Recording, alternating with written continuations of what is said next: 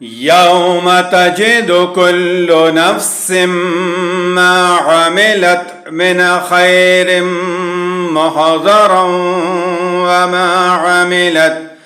وما عملت من سوء تود لو أن بينها وبينه أمدا بعيدا ويحذركم الله نفسه والله رؤوف بالعباد.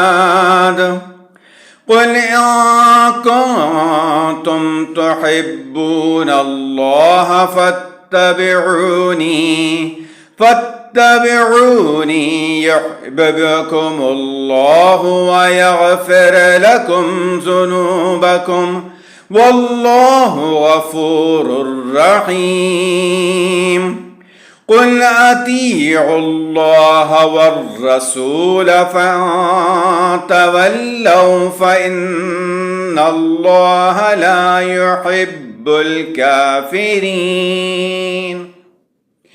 إن الله اصطفى آدم ونوحا وآل إبراهيم وآل